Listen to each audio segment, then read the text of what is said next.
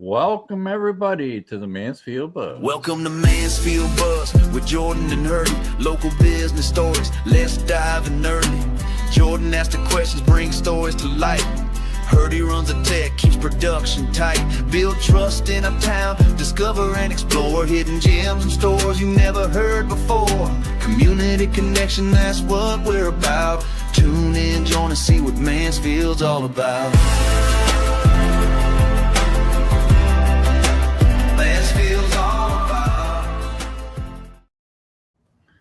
Hey everybody, welcome to the Mansfield Buzz. We are on every Thursday, 2 p.m.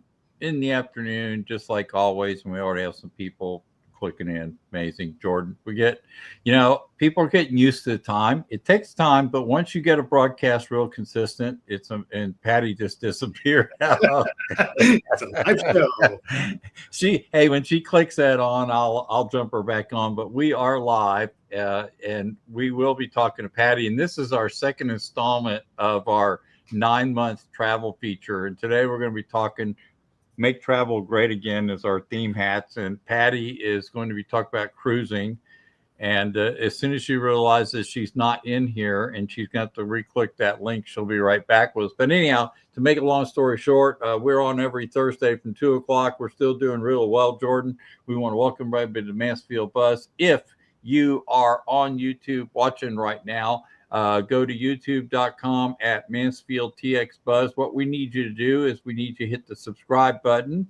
We need you to hit and there she goes, and she's back. And then we need to hit the subscribe button and tell some friends, dadgummit. Go out there and send this to a couple people. Send that link out and say, you know what? I was thinking about this the other day, Jordan. Yeah. And Pattie, what makes sense? How cool is it that we're building something that not only folks, we lost her again. She's going to have to clear. This could be a really interesting show today. Okay. Really interesting. So what we're going to need to do is figure out her issue on her end, which is probably, there she is, device not connected. So, all right. Mm-hmm. All right, Pattie. And if worst case scenario, go to your mobile if you have to. Okay. Because, for backup, we can bring you in on both. Leave your mobile where it is to the side, but we may need you to use that for backup. Don't worry about it. It's all good. Yep. Okay. So anyhow, tell some friends, but I was telling earlier, Jordan, the cool thing is that businesses coming on here and shop businesses, right? They can literally go watch a service or an industry that they want to literally use.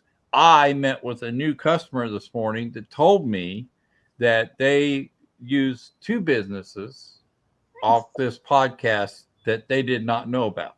Oh, yay. That's awesome.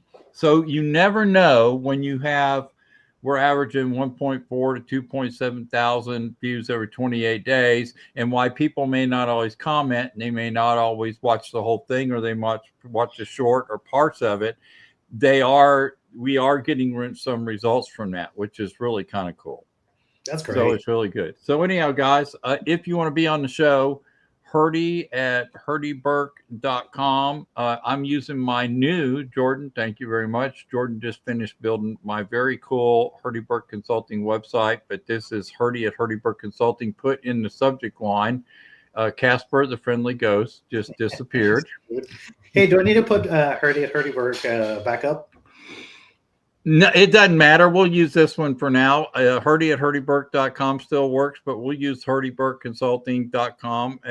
When you spell it wrong. Did I? Yeah. Let me take care of that. That's okay. So, all right. So there she is. We got her on mobile. It's up. I don't know what's going on, guys. Sorry. Nope. And now we lost Hurdy. That's a rolling blackout. Well, this is going to be a great show. There very well could be something going on with on the server side, because that never happens to me. I'm on a CAS 6, so that should have never happened, but no big deal. All right, so we're back. Pattie, hang in there. It's all good. We're doing great. Okay, guys. So for those of you who just jumped in, you've noticed that 3 of us played Casper the Ghost for a couple minutes. At least 2 of us did, and we're hoping from now on we're hoping from now on we won't be losing anybody else, but that's probably not going to happen. So this is going to be a dynamic show. We're going to run with it. We're playing hot potato. Yep. First person to drop out, then the next person has to continue the line, even if you don't know what you're talking about. I'm Patty. We're going to pretend to be you. Okay. It's like, whose line is it anyway now? And we've lost both. There it goes. And both you're back. Okay, this is fun. I wonder if we should. Yes, we should. Yeah, I think that's great. Great idea. Well, where do we live on the intro? If you want to be on the show, email at hurdy@hurdybergconsulting.com or hurdy@hurdyberg. Send them an email. Tell them you want to be in this show, and we'll gladly get you in here. And then, Hurdy, how about we just get started with a show and then just get things rolling? Yeah, let's go, man. I'm ready. All right. Knock it out. You know what? I was just thinking, this is so much like travel. Things can happen, right? And you just got to keep going. It's live. Yeah, and I'm not upset about it. If you only have one instance out of like 64 shows we've done, I'm not unhappy at all. It happens. there you That's go. for sure. Exactly. And I will jump on mobile next time if y'all lose me, just so you know. Okay. But hey, Hurdy, do me a favor. Cue up the icebreakers. Let's get started. Okay, you want to do the icebreakers? Okay, here we go. Hang on one sec. Let me scroll down there. Now I'm back in the studio. Here we go.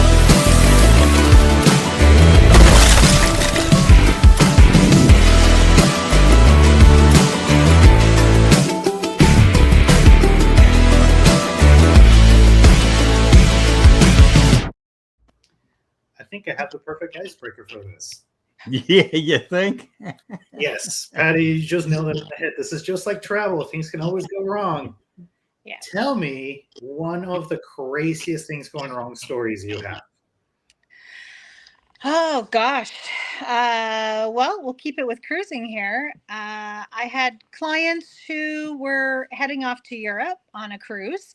We booked them, month out. They had plenty of time. We got the airfare, we got the cruise, we got everything booked. And then they had an emergency in the family and had to reschedule everything. So it was like less than a week before travel. We rebooked their airfare. We redid their transfers. We canceled hotels. We canceled transfers and rebooked and everything.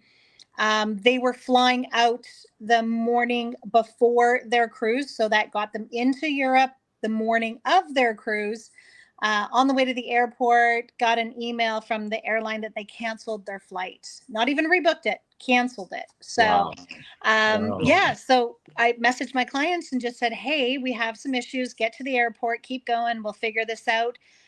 2 cell phones going, emails going back and forth between vendors. And I called the cruise line to see what options there were. And long story short, basically, they got to the airport, got to the front of the line. We had them rebooked for later that day. They had an extra stop, but they made it into Rome, made their transfer, and made their cruise. So, things don't always go smooth, but, worst case scenario, they were just going to have an awesome 10 days in Rome and Italy. So we were already pivoting to keep going with the travel thing, but things happen all the time and you just got to pick up pieces and keep going. So Awesome. I believe a wise sage once said, I believe his name was Murphy. And he said, Yeah. can go wrong. They will go wrong. Will. You're right. Yeah. I'm going to add this PDF back for you real quick, Jordan. I'm pretty sure it disappeared earlier, so we'll put it back up there for later. There you go. All right. Cool. Love Live. Yes. Yes.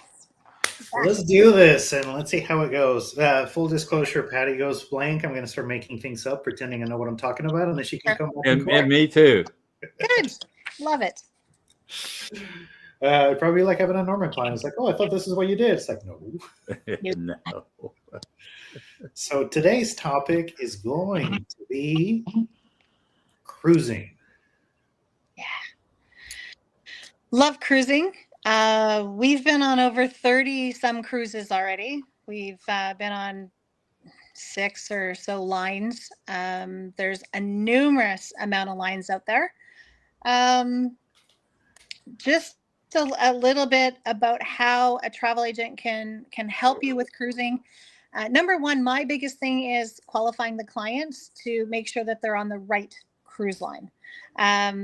When people kind of go, any cruise, I'll just take any cruise. No, you don't want that. There's some cruise lines that are better for others because of the amenities on the ship, the size of the ship, the destination, just the culture and the life on the ship, everything. So my biggest thing is my first kind of question to any client that wants to cruise is, are you sailing for the destination or are you sailing for the ship?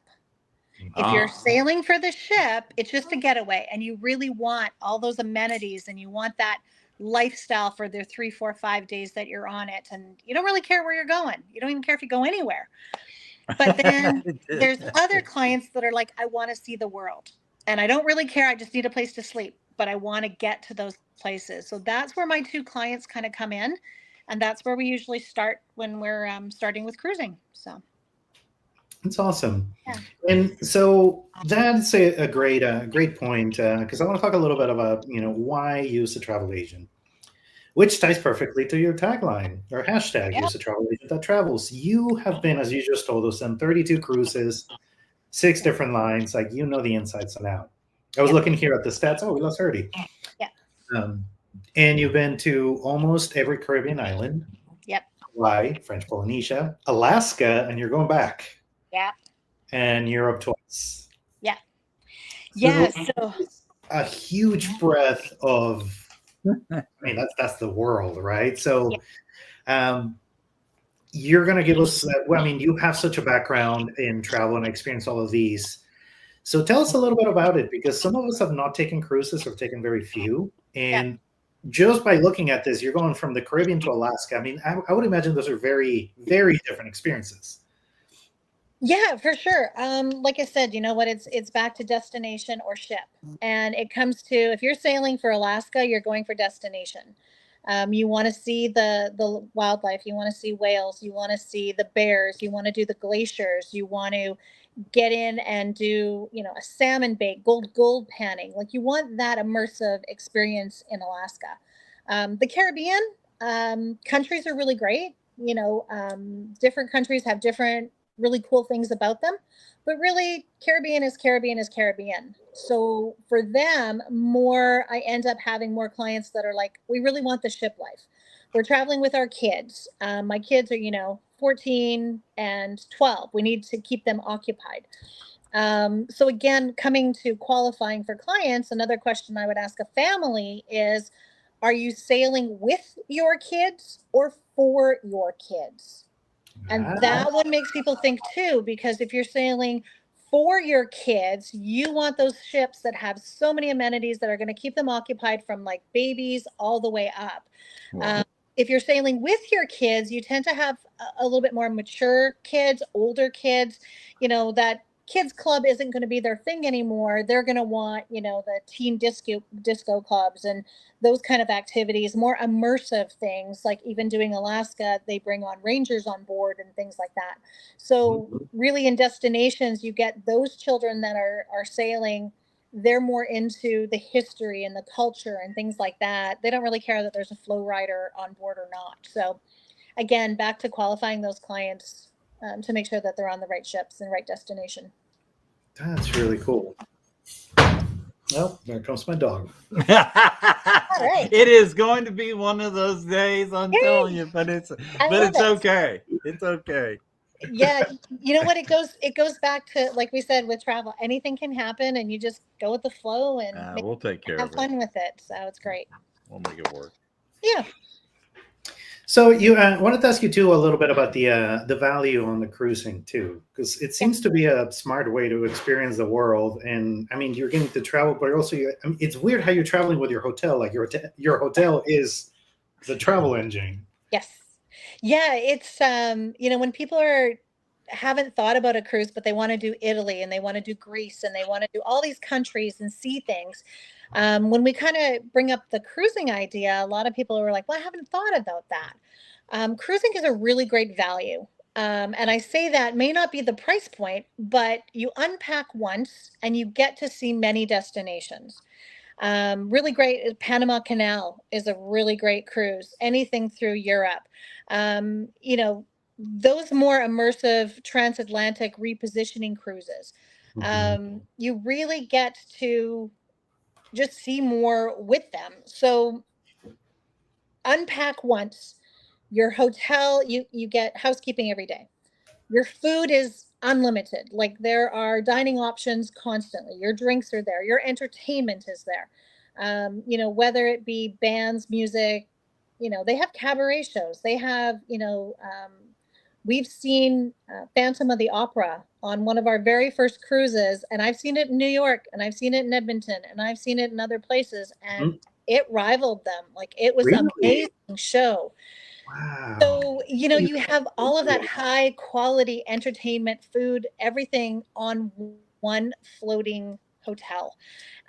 Safety. I mean, if you've got kids, they're all contained. You're not worrying about them wandering off resorts or anything like that. There's no stranger. Well, they're all strangers, but people coming on, everyone's been, checked over by security and that kind of stuff. So there's that little bit of There's a confidence. record of everybody on board. Yeah, we're all in the same boat, literally. So I just find a really big value in cruising. Very good You fun. get to see a lot of places, and then you can decide if you ever want to go back, right? And spend a week somewhere. So I found a lot of destinations that I would go back in a heartbeat for a week, no problem. That's awesome.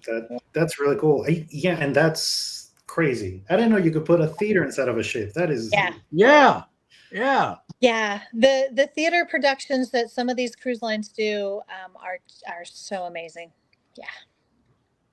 Yeah. The only time we were going to go on a cruise, it was going to come out of Puerto Rico. And speaking of not using a travel agent, I'm full of bad analogies. I'm great for your business. Now I'm realizing it's like, I think I know what I've done wrong every time. Yeah. How do you use a travel agent? So the cruise line booked everything. Okay. And it was actually originally going to be for a wedding. So, we paid a deposit, we did everything, it was going to be for the wedding. Then the wedding didn't happen. Right. So they gave us the option. It's like, well, you could keep the reservation or you can have your money back. And it's like, we'll keep it. We'll go, we already set, time off. Let's go over there. Again, cruise line had already booked the flights, everything. Well, Herdy, do you know this tech conference? And I'm blanking. Is it called CSS? I've heard of it. It's a really big tech conference that happens. Like everybody over the country goes in. That's where you see the newest every year. Yeah. All the new technology coming out in media and marketing. You're talking about social media? Yeah, and marketing. Examiner. Yeah, the Examiner. Yeah, they do it every year. Yeah, CSS. It's a big tech. It's a tech. It's huge. It's huge. It's massive. And they landed us right in the middle of the airport where everybody was going home right as it ended. Oh, wow. So we land in there, and then our flight leaving is overbooked by like 1,000 people. And we're like, oh my God, like this airport is packed. Everybody's in a bad mood because apparently they like did it on everything. And we're like, so when is the next flight coming out? It's like, oh, tomorrow. Like, that's not going to work. Yeah. So we call the cruise line. It was just like, you guys landed us in the middle of a conference. I'm like, okay, hang on. Long story short, they luckily refunded everything, including the deposit, which originally they said no. And I'm like, no, this is your fault. Yeah. This is 100% your fault. Yeah. So they ended up giving us back our money. So we ended up going to Puerto Rico with lots of money and no plans. All right. Which was, it was its own unique adventure, and it actually was wonderful. It was one of the best vacations I've had. Yeah. But we were going to do a cruise, but we didn't even make it to the cruise. That's funny. Well, now you can book one with Pattie and do that again. Now you can do it and let her take care of it, right? Yeah. Yeah. So funny thing when you mentioned about the airfare, that is something that when people look at cruise deals, they're like, oh, buy one, get one airfare included or something. And everybody's like, that's, it's a value, I'm taking it. They usually do not pick the best flights. It will be either milk runs or bad times or something. It's not your convenience. They're flying you at their convenience. And what they've done is they've essentially just bought some block space of flights and they put their passengers on them. What's a block space? Block space is you can take as soon as something comes on the market, you can basically buy a group of it. So if you've ever been to a conference and they've said, hey, we have a block space hotel, they've called that hotel and said, hey, I want to book 40 rooms. And they're locked in at a price that everyone can sell into. Once it's gone, it's gone. And that's one of the issues is the block space with airfare. It's not live. So you may have gotten a flight that, you know, this conference wasn't booked yet, but they already had the airfare. Now that the conference was booked, you know, you guys kind of got bumped and things like that. So personally, as a travel agent, I will never book air through a cruise line. And off the record, my development manager at one of the cruise lines has said, don't do it. They're always held as second parties, like the airfare does their own thing, cruise line does their thing, so they don't really talk to each other. So it's really hard when something like this happens. The cruise lines, well, my hands are tied. We're not an airline, we're a cruise line. So unfortunately, you know, it looks like a great package, a great value, but there could be a lot of heartache in it. So for my ruling for clients, for me, I will send them in at least a day ahead of the cruise, and we book air separate. So, yeah. It happened. Pow wow. Pow wow. I love it. Quiet. Yes. I love that puppy. We got the two in here just being mostly quiet, girl. Yeah. Yes. So that's I'm glad you said that, because that makes total sense why they booked us and we landed in the middle of a conference. It's like, how did you not know this book? Yeah. We just bought the block, and it was probably they probably shouldn't even allow them to take a block during that time, but they weren't communicating. Yeah, well, that's the thing. The airline's doing it. They're not really checking what else is going on in that destination at the time. Again, back to why I use a travel agent. That's exactly it. You know, and like I was saying, I always try to get my clients in that day ahead because of, you know, overbookings, mechanical issues, weather issues, things like that. You never know what can go wrong. But if you know that, you know, I was just going to spend my day touring tomorrow, that pressure comes off, right? It's like, okay, we can rebook it for later today. We'll try again. Worst case scenario is tomorrow we have all day to try again. So, you know, and a lot of our clients here in Texas, I mean, really, you could drive if you needed to, or drive to another airport to catch a flight or something. So there's always those backup plans with cruising. When it comes to like Europe, I personally recommend 2 days ahead of time. Yeah, it's a little extra cost. You'll have an extra hotel, that kind of stuff, but stress, right? And with flying, you always get there the next day, so there's jet lag and things like that. So we kind of timed it out, and like I said, we've been on 32. We've done the fly in the morning, and we've done the fly in a day and 2 days ahead, and I really recommend the 2 days. Like, it's great. So. That makes a lot of sense. I also wanted to do a little callback to an earlier episode where you came up. We weren't interviewing you, but you came up during conversation because one of our guests booked the entirety of the trip with you, except for one hotel. Yeah. I know this story. And she booked the hotel in the wrong city. Yeah. Well, and back to that one, they flew into, and I'm not going to say the wrong city. They flew into one of the two options. It was Miami or Fort Lauderdale. And sometimes pricing is better in Miami to fly into than Fort Lauderdale, or vice versa. So that's not the issue as so much as that. But then you have to think about the extra things of like getting that transfer and getting to the port where you need to be. So again, you know, when clients do their portion themselves, when they book their own airfare, I'm kind of out of the loop. So, you know, we try to keep up conversation and, you know, with the e-docs and stuff like that. But yeah, it was just, and it was a great hotel they stayed at too. Like, loved it. And it was an experience, right? So they got to enjoy Miami, but they made it for their cruise. So yeah, and that's another thing that came up, because you were wonderful.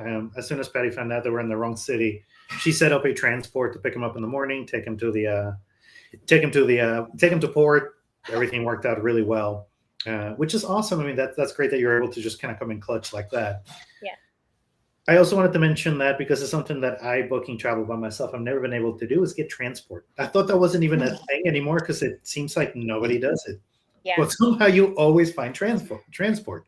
Yeah, we us travel agents, we have a little book that we share amongst ourselves. Who do you use for transfers here, and who do you use for transfers there, and we kind of keep that log with each other. So we find great people in destination, great companies, and that's who we keep using. So I've got a couple of great companies like in Europe that I booked all my transfers with for those clients that made it. In the Caribbean, I've got countries like St. Thomas that I use a local driver there for picking up all my clients for their excursions and things like that. So we just kind of keep those people at our fingertips because they're reliable, and the best, having contacts in destination is the best thing I can do. I did have clients years ago who were on a cruise, booked their own excursion, and then got a note just the night before saying, hey, the excursion's canceled. We had to cancel it. So she reached out to me, and I reached out to my guy in St. Thomas and said, hey, Peanut, I've got 2 clients. Can you please pick them up at the cruise port? Take them on your signature tour. It's peanut juice included. And they went to Megan's Bay and they had a tour of the town.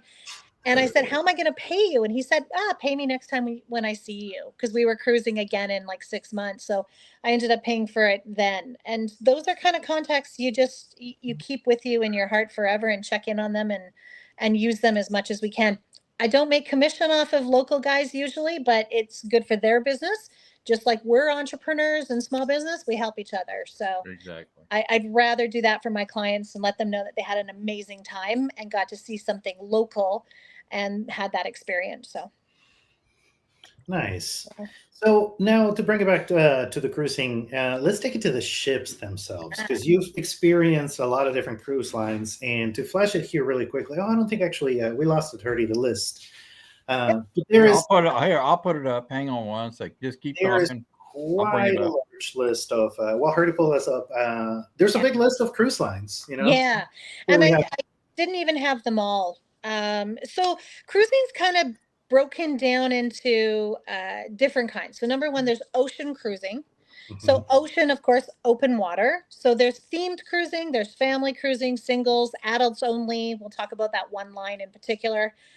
River cruising through Europe. So you're going to go into the more, smaller little towns and places like that, cruising down the Rhine River, the Seine River, overnighting in these ports. Totally different experience. Small ships.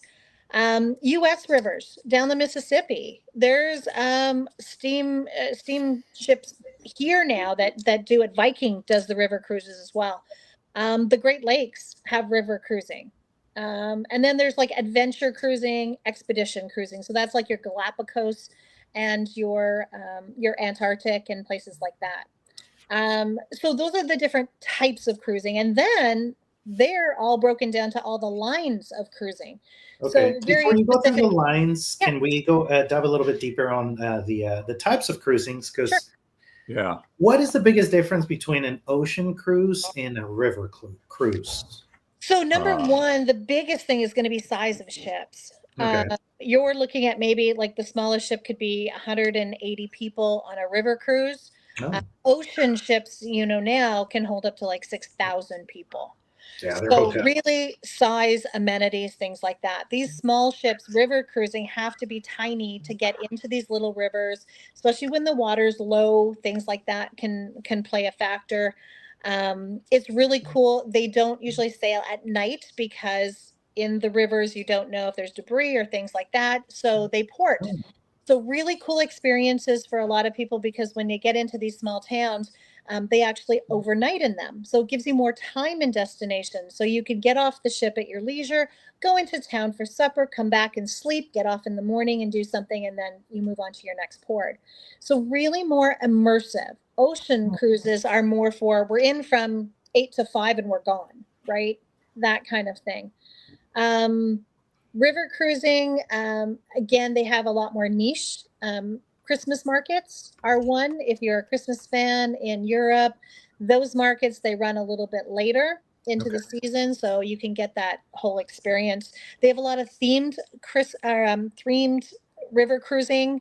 They'll either have performers on ship, or it could be, a wine tasting theme, or, Ooh, that just sounds amazing and dangerous. yeah, local eats.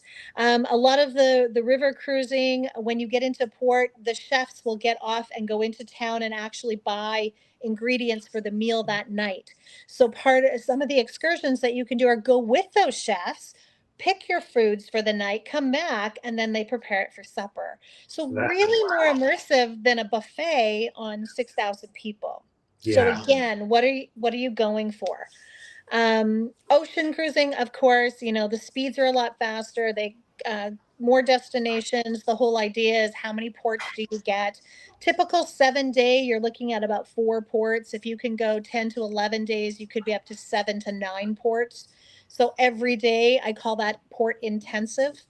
You're off the ship every day, but again, it goes back to, it gives you that opportunity to see where you might want to go back again. Okay. So there's so many different reasons, and a lot of people will start with ocean cruising and then eventually end up river cruising, and that seems to be kind of the transition for cruising for people. Awesome. What about the motions of the ships? Because I know some people get motion Yeah. sick, and they would I would think river cruising wouldn't be as crazy as the ocean. Yeah, absolutely. So if I get clients that are like, no, I get motion sick really easy, river cruising's definitely a great start. If you want to do the cruising experience, river cruising's it. Because you are on almost glass-like rivers. I mean, they do flow, but they flow so slow, and the boats are so much smaller. You're not going to get that wavy motion. So I actually have a sample here of a model of a ship, and this is the Norwegian Joy. Now, the Joy is a smaller ship in the Norwegian fleet. This is the one we actually took from Papeete and French Polynesia over to Hawaii. And we've also done this one for Alaska. And Okay. small ships in Alaska are really important when you're looking for that, because when they get into the fjords, they actually will spin 360 degrees so that you get the glaciers calving on all sides of the ships. You don't have to run around and try see stuff. They'll actually turn right in there. Bigger ships can't get in there and do that. So Wow, that's cool. yeah. So when you were talking about motion, generally when I try and put clients into cabins, I will look for the center of the ship in this area. And yes, that is the highest priced area for the ship because the center of gravity. It's less motion. If it's rocking this way, you're pretty much going to be static, and then the mobility this way too. You're going to be a little bit more stable. If you're here at the back of the ship, they have excellent aft facing views, really, really great listening to the water at night. So there's the pros and cons for every cabin. And then, of course, the front of the ship, the bigger ones now have cabins at the front here too. But these ones here, you've got more wind at the front. So if you like being on the balcony, you kind of get those wind tunnels a little bit more. Here by the center, they're usually kind of slowed down a bit. So prime areas are on kind of in that middle, in that T section. So anyone who kind of has that motion sickness or a little bit more tendency to feel it, I'll put them in those areas first if I can. So yeah. Okay. No, that makes a lot of sense. That's probably why I would imagine some of those far end ones, because you mentioned this in the last podcast, you can get upgraded from the center portion of the ship. You can get upgraded from the center of the ship to one of the outer ends towards the top of the deck. Yeah, we on this ship in particular, so when we had booked our cabins for our group that we did to French Polynesia, I had booked everybody sort of in the middle of the ship, great location. One of my clients said, "Hey, I got a great upgrade and I took it." And I'm like, "Where'd they put you?" So they actually put him right here at the back of the ship where the bar is and the pools were. But he was just one deck down. So every morning at 6 a.m, when they drag out these chairs, they heard it from their cabin.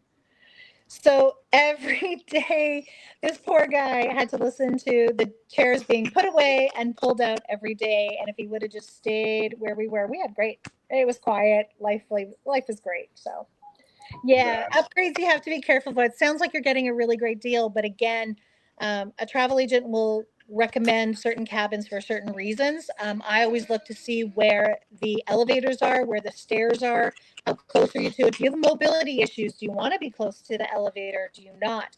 You know, elevators are congregation areas. That's where everybody comes out, everybody goes in, everybody chats. You'll hear that noise. So I want to make sure that my clients are kind of everywhere else. Same thing with the deck that they're on. I always look what's above and what's below. I want to know, is the kids academy underneath you or above you? You want to know that. If you've got kids, it's perfect because then they're really close to the kids camps and all that. If you don't have kids, you don't want to be in that area because you will hear it. So there's just a lot to picking cabins, even on ships. River cruising, a little bit different. You know what? There aren't really the kids clubs. There's only like 3-4 decks total. It's just definitely a different world. So, yeah. Wow, that's awesome. Yeah, there's a lot. Let's dive now into the different cruise lines, because that, sorry, you threw it up earlier. It is extensive. Yeah, and I didn't even put them all. So cruise lines kind of go in, I'm going to say a little bit of a pecking order, if you will. Entry level is going to be your Carnival. And by no means Carnival, please don't, bash me on Facebook or any of these lines. I love them all for different reasons.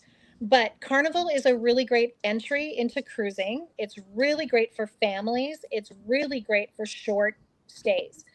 Your 3, 4, 5 day cruises, just to get away, have a good time. It has a reputation of being the party ship. And that a lot of people will actually stay away from it because of it. It's a fun ship, guys. My husband and I have cruised it. We don't have kids. We still love it. The one thing with Carnival I absolutely love is they have a warm chocolate melted lava cake on their menu every night. And that, I'm not a huge chocolate fan, but I do it. They also, they're at dinner time, they have the main dining rooms every night. The staff get together and they sing a song, and they do a little theatrics in the dining room. And the very last night of sailing, they all get up and sing Going Away on a Jet Plane, that song. So Carnival has traditions, and if you love it, you stay with that line. The next line up would be probably Norwegian. Norwegian is really great for families, ocean cruising. They have the free at sea program, so there's more value in it. If you like drink packages, Wi-Fi, excursions, and all that, they kind of bundle it better. Some of the other cruise lines don't. You have to buy your drinks separate and all of that. Next up is Princess. Princess does Alaska amazing, I will say. They do actually a lot of the world really, really well. They have partnered with rangers in Alaska that they will actually come on board and they will talk about Alaska. They'll talk about the ice calving. They will talk about their dog sled programs there. They'll actually do like Under the Stars. So they'll bring out people with telescopes while you're sailing and do those kind of really immersive programs. So like I said, those older kids that are really into that kind of stuff, Princess is a fabulous line for them. Celebrity would be kind of the next one up. Celebrity has really cool things on their ships. They actually have natural grass on one of their rooftops, where on some of their sailings they have a quartet out playing live music, and you can actually have a picnic lunch with wine and cheese on this grass. So they take it to the next step on these ships. Royal Caribbean. Royal Caribbean has natural, like live trees growing in the center of their cruise ships. And they do these promenade and parades and everything. And I mean, they have flow riders and rock wall climbs, everything for kids. Those are the ones that when you're traveling with for your kids, you want cruise lines like that. Disney, of course, is very specialty. It's all about Disney.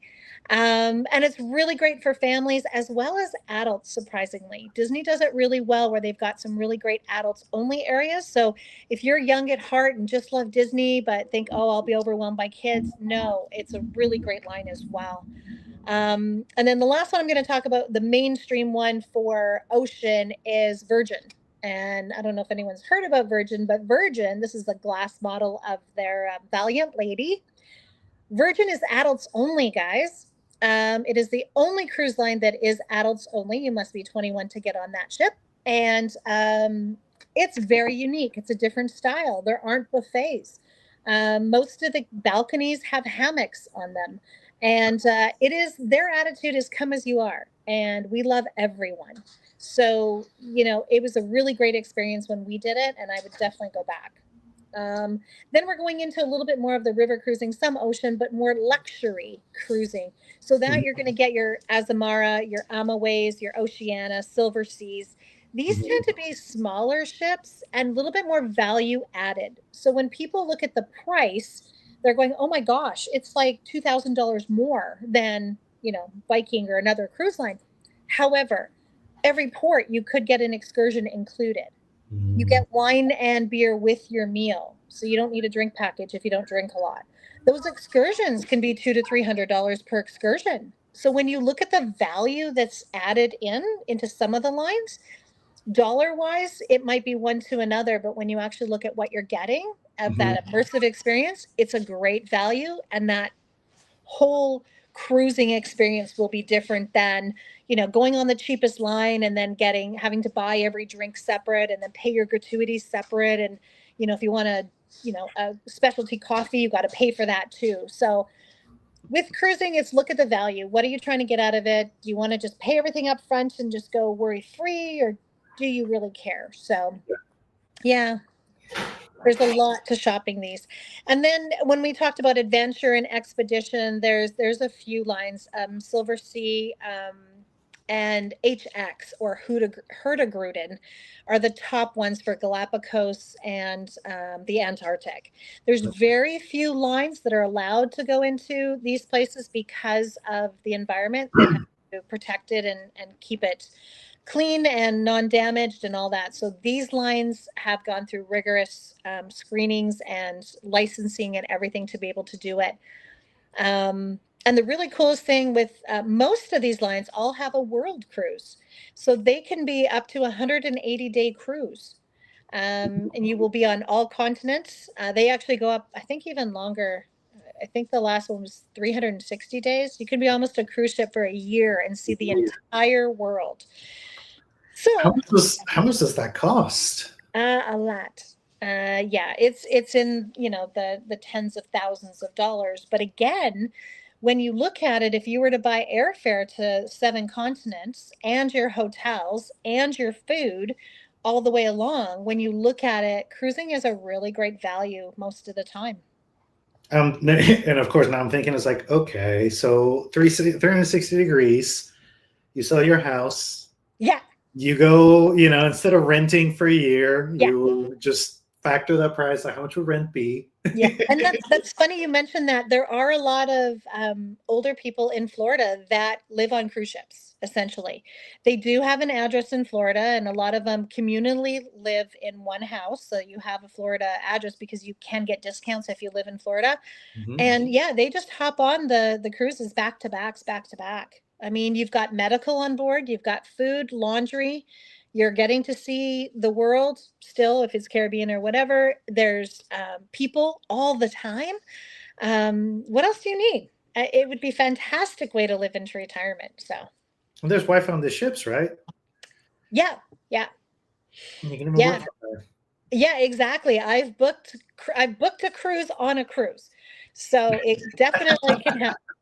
So, I booked the cruise on a cruise. yeah. Hashtag use a travel agent that travels. Exactly. Yeah. We're making travel great again. So I love it. yeah. Herdy, you want to go live on a cruise for a year and then just work consulting from a cruise ship? Yeah, because my Chrome just updated during the live show. My VPN did not shut off like it was supposed to, and I just switched over to Mazelli to see if I could stay on this stupid stream today. There you go. It's a techie day. I missed half of the good stuff about cruising. That's the cool thing. But I think what we ought to do is have Pattie book us. Families on one, a fun one, and then yes, I think we should take a Starlink with us. Yeah. and hook one up and do a broadcast through Starlink and see how it goes. What do you There you think? go. We'll do a testing one. So yeah, can we work? I mean, The anywhere. Mansfield All you Buzz have to goes do is point everywhere it. All you have to do is point it to the around sky. the water. You know, so it's cool. I like Well, it. I want to apologize to the listeners for my Chrome updated right in the middle of this, and my VPN I forgot to turn off. So there you go. But it's all good. Yeah, it's all right. We're cruising along, man. We're good. Y'all are doing fine. I've enjoyed the show. So, Patty, tell me a little bit more about the adventure and expedition cruise lines, because that is not what I would have thought. It's not what I typically categorize a cruise with. Like, expeditions and adventures is something that you think you're going to go on destination, go do all that. Now, the moment you mentioned Alaska, it's like, okay, I guess that does make sense. Yeah. But tell me a little bit more about that, because I would like for the more adventurous at heart to hear that option, because not everybody knows you can do that through a cruise ship. These ships are small. I think the average size is about 100 people. These ships, like I said, Hurtigruten or HX now is one of the best lines for this. They do have the Antarctic licensing to go up there. So essentially, their ships are able to break through ice. They're icebreakers number one. So on one of their destinations, they'll actually cruise full speed into the ice and basically stop. And then you can get off on it and get onto land that way.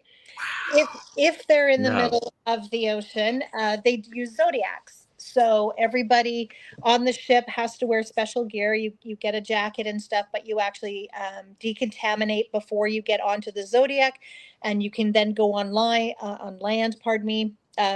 See polar bears, see the penguins, see all of that kind of stuff. And then when you get back to the ship, they actually clean you again to make sure that nothing is brought onto the land or off. Nothing is left, like there's no garbage, no nothing. Like they are very, very, very strict. But these are experiences that we're never going to get, really. I mean, I come from Canada, so I really am not excited about going to the Antarctic to cruise because I lived it for how long? But these are things you will never see anywhere else in the world. Same thing with the Galapagos. It's such a protected environment, and these cruise lines have the ability to go in and actually share that with people. That's awesome. Yeah, so they are very costly trips as well, but they are bucket list destinations, and they are once in a lifetime to do for sure. So, and these lines really, they do it well. They do it very, very well. It will not be like, partying in, Mexico on a ship. It's meant for, people with that on their bucket list to do. So, yeah. That's incredible. Now remind me, so which one's the Arctic, which one's the Antarctic? What do you mean? Like one's the top, one's the bottom, right? Like of the poles, the ice cap. I always Arctic get is that top wrong. and the southern Arctic's at the bottom. There, thanks. I always get it wrong. I need my globe. So yeah. Antarctic and Antarctica. Yes. Yeah. And see, I don't go there, so I don't know. So these cruise ships can take you. So basically, they can take you to the South Pole. Yeah, they do. They actually go like right across, just above Canada and around Greenland, Iceland, all through there across. Again, certain times they can only go because of the ice flows and things like that. And it is sometimes a very short or shorter season. So again, that's the cost factor. You need to plan at least a year in advance and hope for the ice flow to go perfect for them. So cool. That'd be cool though. Didn't know about that. That is really cool. Yeah, we can travel pretty much every place on this earth, and it's just about knowing what vendors go where and what are you looking for, and we can match you up with the perfect vendor to make sure that you get what you're looking for. So Pattie, when Jordan said that was really cool, that was not a pun. Okay. No, that's just really cold. Really cold. Yeah, I would love that. I would love that. Maybe one day. It's kind of funny. I said I never wanted to do Alaska, and we did a group. I think it was in 2018. We took a small group to Alaska the first time, and I went, okay, I'll go. I'm leading the group. Sure. Loved it. And we said at the beginning, we're actually going back at the end of the month. My husband's mom turns 80, and we are taking her and a friend of hers to Alaska on another cruise. So again, doing things like the White Rail Pass, which is the railroad in Skagway that goes up Yes, to the Yukon and then comes back. that'd Things be like awesome. that. Yeah, to be on a historic train on the clickety-clack trains. And we've done this. So when you're actually like going down the rail track and you look down and it's like a sheer drop, or you're going through these little canyons and you can actually see like decrepit mining equipment that was abandoned on the mountainsides and stuff, right? So Yeah. it's a really cool experience, not just for food, not just for animals. It's history and culture there too. So it's a really great destination. So And I think there's one cruise up there that it goes more into the river or into the channels up there. It's a smaller ship. I think they take like 100 people. I saw a special on YouTube on that. That looks like that got my attention. That looked like something I might be interested in. yeah, so that's like the Norwegian Joy is one of the ships that the size can go in the inside passage. So it's inside Yes. passage, outside passage. And again, depending on the time of the year that they're sailing, sometimes they can get Right. it, sometimes they can't, all of that kind of stuff. But the small ships is how you want to do Alaska. The other, I mean, when you get into port and there's like 3 ships that have 6,000 people, that's like, 18,000 people kind Yep. of, on one little town sort of thing. So with the smaller ships, you get less people. There's always excursions. There's always things to do. You'll always get that hospitality with people and you can experience it a little bit better. So, Cool. yeah. Yep. Plus, we know what happens last time we sent a big ship to the pole, right? Yeah, right. Yeah, there's that. So now let's pivot a little bit. You talked about, you touched on it a little bit, but just how they have permits to go there and you have to wash off and off. And, Yeah. that really segues nicely to the legalities of ports of cruise lines, because you're going through different countries, different oceans, international waters. There's a lot to that. So let's chat a little bit about the more legal and technical side of things, because I know there is much to be learned there. Yeah. We talked about visas last time and things like that. Some countries require visas ahead of time, some don't. A lot of the cruise lines kind of have that taken care of for you, but you still need to double check to see if there is anything that you need to do, especially pre or post, to make sure. Currently, most cruise lines are still taking the real ID with other ID, like your birth certificate and things like that.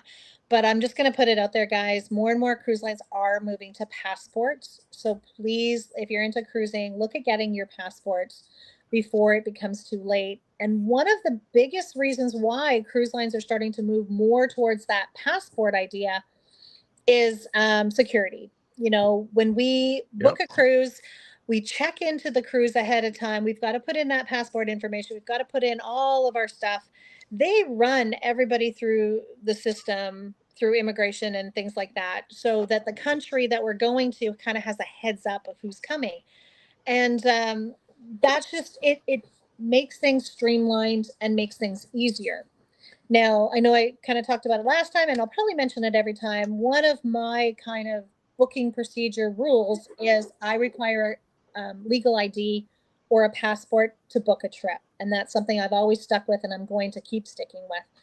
The reason for that is, have you ever watched those Facebook movies or those clips where people are like waving at the ship as it sails away? Yeah, guys, that happens. People do miss their cruise ships, Oh, no. and the biggest reason I'm going to be for it isn't always just getting drunk in Mexico sitting on a chair. A lot of times people don't realize there's ship time and there's local time. And you have to listen very clearly in the morning. Is the captain telling you to be back on ship time or local time? And a lot of people don't change their watches, don't pay attention to that. So if they're doing local time or if they're doing ship time, they can miss their cruise. So with that, your passport generally is left on the ship. So you are left in a country, like Mexico or any other country besides the US, without your documents, without anything really.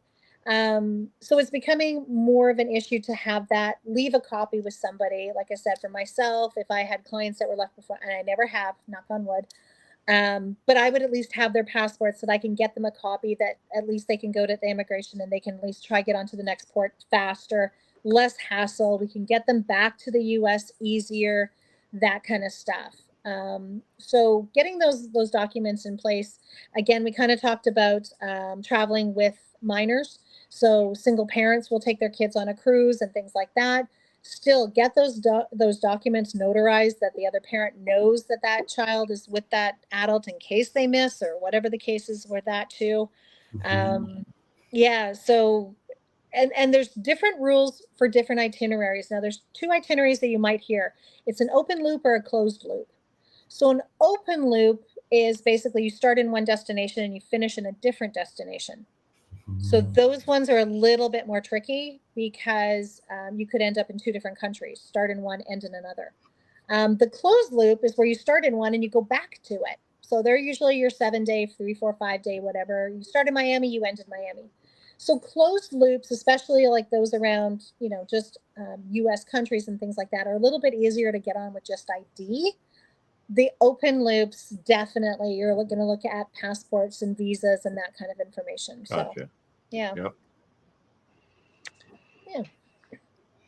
I guess one of the things you could get into issues is if you're like if you're leaving out of the US, coming back to the US, that's fine. But then you're gonna leave out of another country, then get into that country. But then also visa wise, some of the countries you're going into could have different requirements.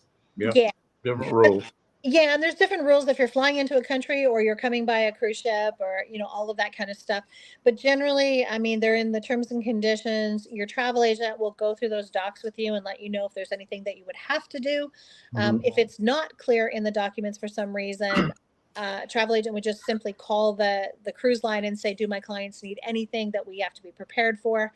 But generally with cruising, there's not usually any time that we have to do extra documents unless it's a really unique kind of cruise in different countries and things like that. But Gotcha. for our typical cruising out of Texas and the US, we're pretty good with just passports and good to go. Okay. And also, just to kind of pull on the thread, like let's go down the nightmare road. What does happen if you miss your cruise? Yeah, so worst case scenario is basically you could be on your own, facing fines from the government, from the cruise line, and the cost of getting yourself home. One of the biggest things is not necessarily can you just hop on a boat or a plane and get to the next port and get on. Some ports, if it's like a tender port, they're not allowed to actually bring people back on because they have to go through a full immigration kind of screening and all that kind of stuff. So it really depends on where you are in that itinerary. For most people, it kind of tends to be you just go home.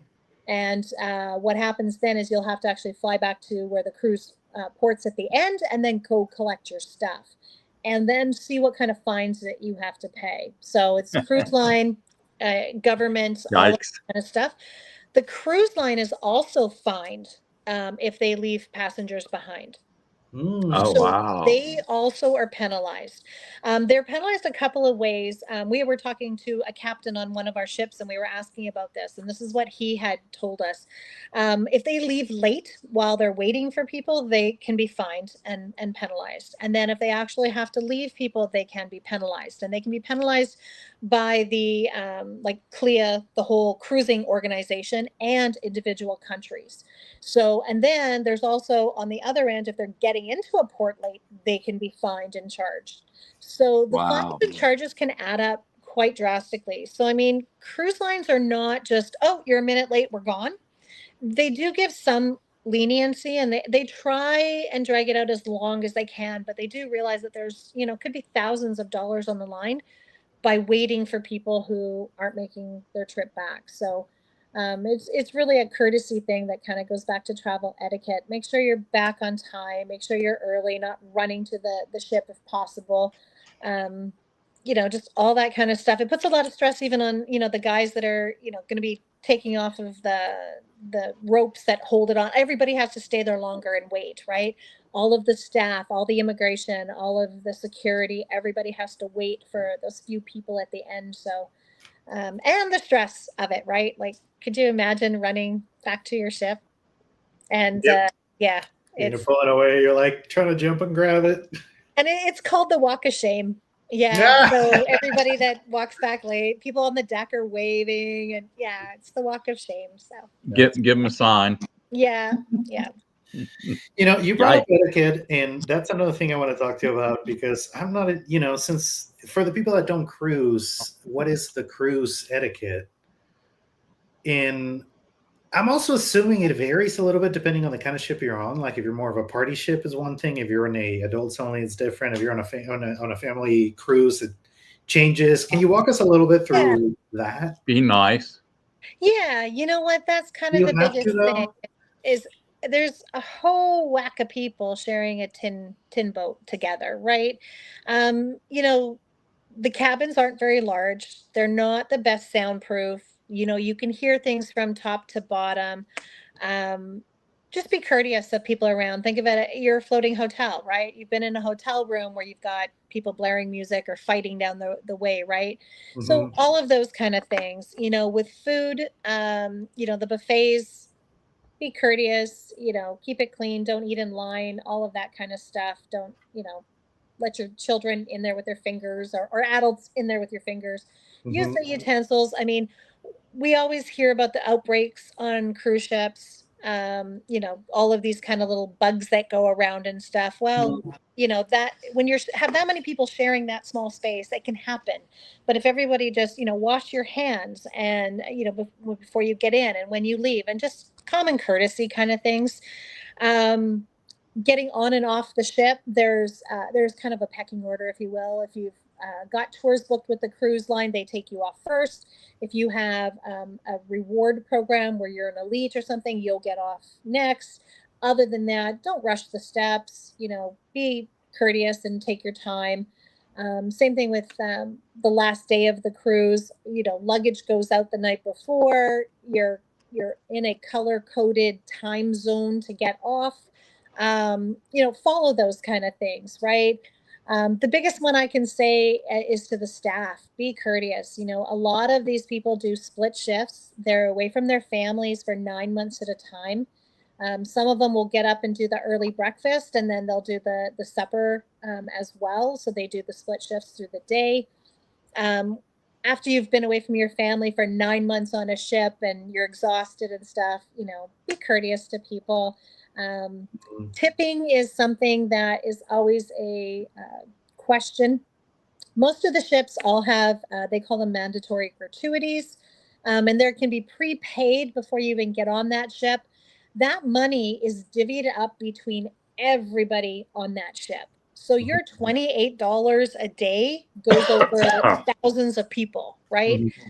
So I have none of my clients have, and I'm grateful. I love my clients, but I have heard that people will get on the ship and remove the gratuities. They don't want to pay tips.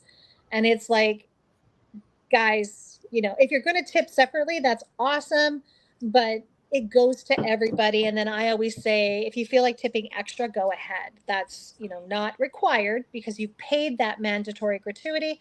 But if you want to pay a little extra, go for it. But these people work really hard. Get to know them, talk to them, get to know your server, get to know that bartender, talk to your steward in your room who's cleaning your room and things like that. Chat with them, get to know their family.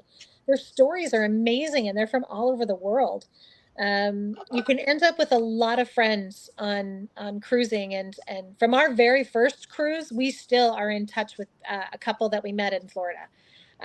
So you get lifelong friends out of cruising. It's more than just a boat ride. So those are just kind of some of the biggest things I can say with cruising kind of etiquette and whatnot. Just and with travel in general, pack your patience, right? If you're on a ship that has 7,000 people, be prepared. You're not going to be the first one off, right? So, pack your patience for the day. It's like, sleep in, relax, grab that coffee, get off at your leisure or something. Or stick to the smaller ships. You know what? And that's, again, qualifying. I've got clients that are just small ship people, and that's it. They don't want the big ones. They're okay not having the mini golf or the golf carts on the top of the roof. They just want that quiet. They want that more intimate settings with dining and with their entertainment.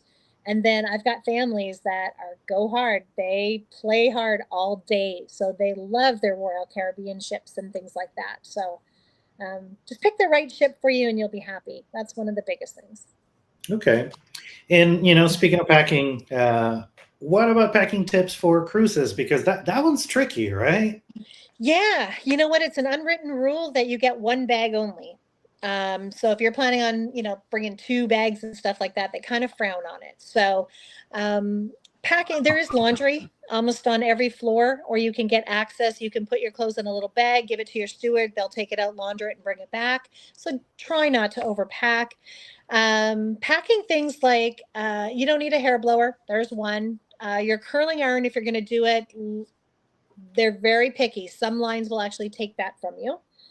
Do not pack an iron because they will confiscate it. Things like extension cords are no-nos. Wow. Do you guys know what the biggest catastrophe on a ship can be? The wrong kind of plug. Nope. I was Fire. thinking it's sinking, but yeah. I Yeah, guess fire. Oh, Fire. absolutely, fire. Yeah. Fire. So And because taking the wrong kind of conversion plugs and not Well, being yeah, all sorts of of those problems. kind of things. So that's why they don't allow irons anymore. They don't allow extension cords, all of that kind of stuff, because Right. things can happen. And, if there's a fire on a ship, you're dead in the water until you're rescued. And we've heard those horror stories of, ships it's at, dead in the water for, 4, 5, 7 days kind of thing. Food supplies, sewage, all of those become issues. So that's the biggest thing is safety on a cruise ship. So anything like that, they will confiscate, and your bags are x-rayed when they go on. If they find like an extension cord or something, they will take it. You'll get it back at the end. Don't get me wrong. They'll tag it, give you a note in your bag saying pick it up on your last day on your way out. But yeah, they don't want those kind of things packed. Bringing your own alcohol on board is still a no-no. There are some ships that allow you to bring like 1 bottle of wine. Some do allow 12 cans of soda if you have a specific brand. So there are a few little things like that you can bring on.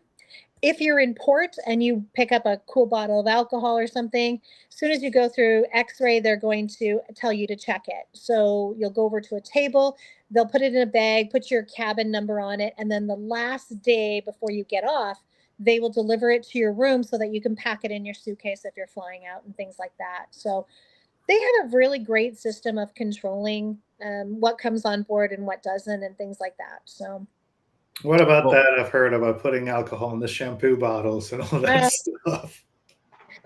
Don't, Jordan. That was really, really big, but That's a great idea.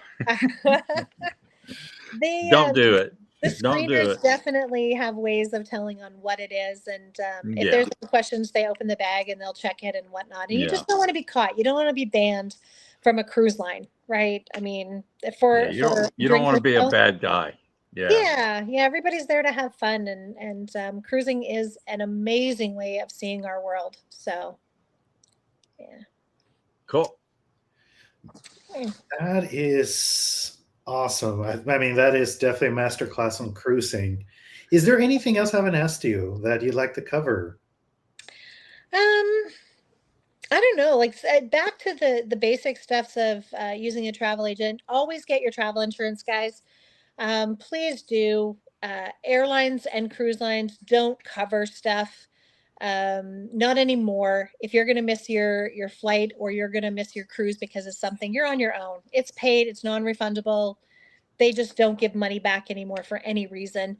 There is medical on board. It's pretty limited. There's a doctor. There's a morgue on board. If anyone didn't know that. I know it's a question we get a lot.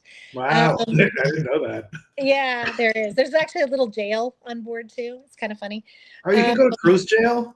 You can go to cruise jail, yeah. So But with medical, I mean, if you fall and need stitches or something like that, you know, you're going to be paying on ship, right? So have a medical plan as well. They may not be able to take the medical plan and direct bill because they're at sea. You may still have to pay up front for things like that if you know you have an upset tummy and you go to them and whatever.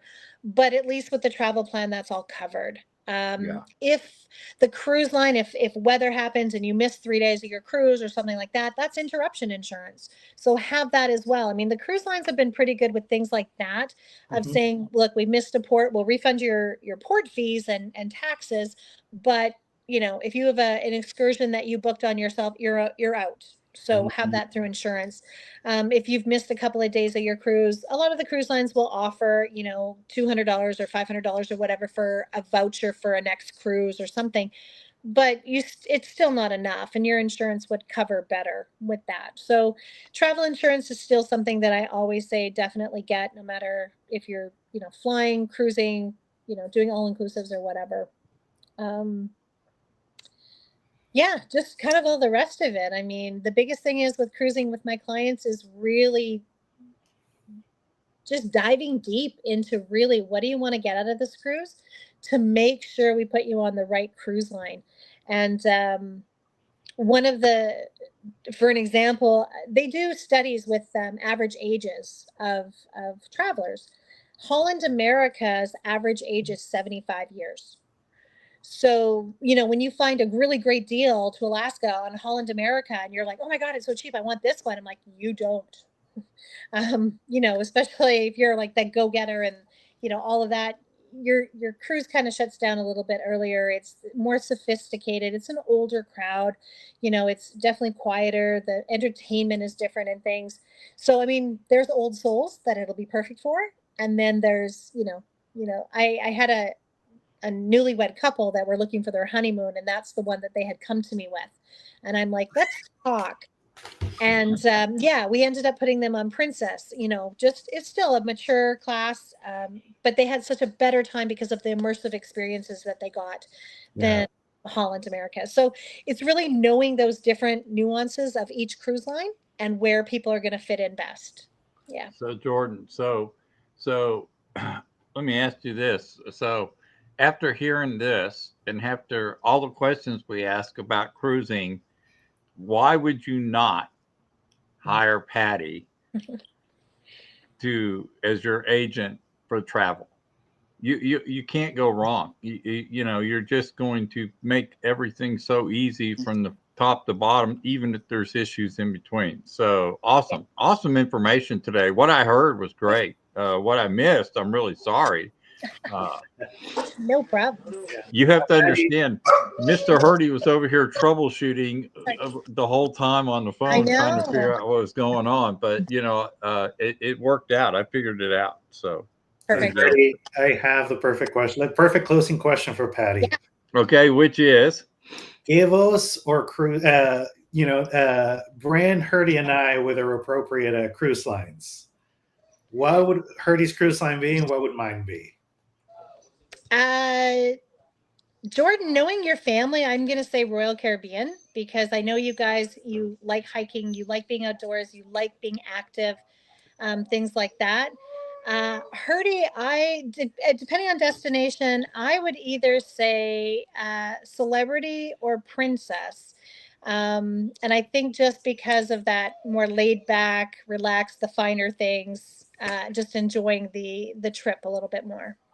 Yeah. yeah, Nice. sitting on the deck, cruising, reading books, being Yeah. lazy, doing nothing. That's Yeah. right. That's Yeah. you know, I do the adventure stuff here, but you know, I do like adventure trips too. I will tell Yeah. you that anything that involves hiking, you know, going somewhere and doing one of those kind of adventure deals, I've Yeah. always been interested in those. So, you See, know, and that would be the question. If you and your wife are going, are you guys oh wanting no, to if I get off? go with her, it's going to be the lazy trip. Oh, there you go. There you go.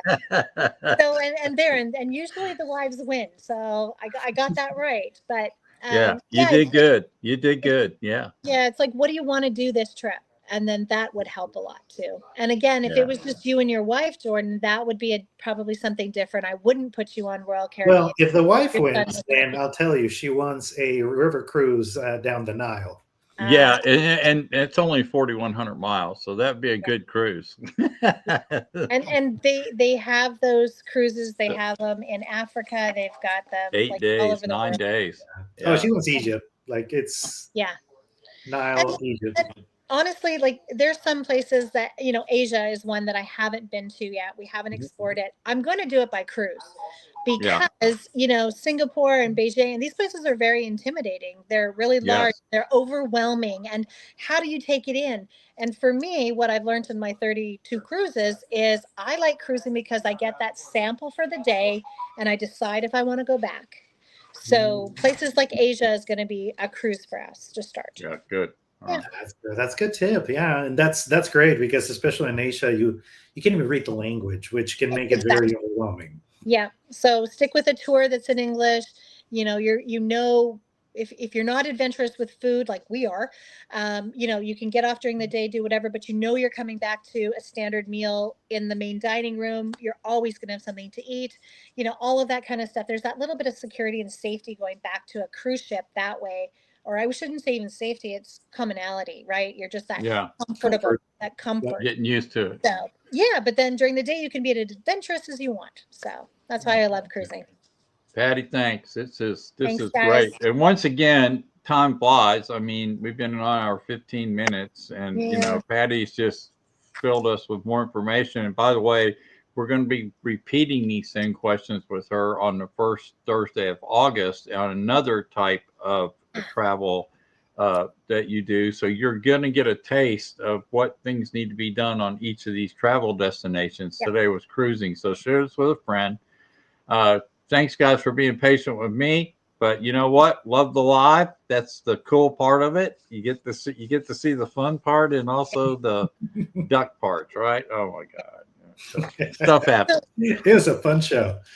Yeah, it's fun. Y'all did great. Thank you. Thanks, Jordan, for handling the great interview. Yeah. Patty, thanks for all the fabulous information and sit tight with us. And we'll see. Oh, by the way, next Thursday. Yeah, Patty, go ahead.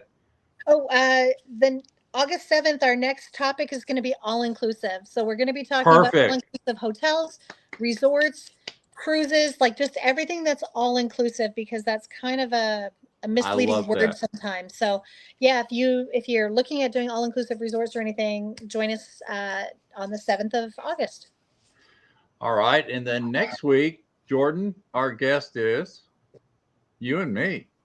Ooh. We are in our quarterly book show where we're going to discuss a little bit of AI next week. That's next week. We're gonna tease some people and start talking about what we got plans for in the future. So we're going to talk about how we're both utilizing AI and helping with our clients. So we hope everybody joins us next week for that. If you've wanted to catch on AI and just hop on the train and get going with it, it's going to be a great foundation for anybody wanting to get that and use it for business. It's going to be focused AI for business. Yeah, and we're gonna have fun with that. So everybody, we'll see you next week. Thanks for joining us on the Mansfield Buzz. Patty, thank you again. Thanks. Go check out Dreamaker Vacations, and I think I'll put the website links and everything in the description. Perfect. Y'all have a fabulous day. And Casper the Ghost, Hurdy Burke, will not disappear next week. He'll have whatever that happened fixed. So y'all have a good day. Bye now. Bye y'all.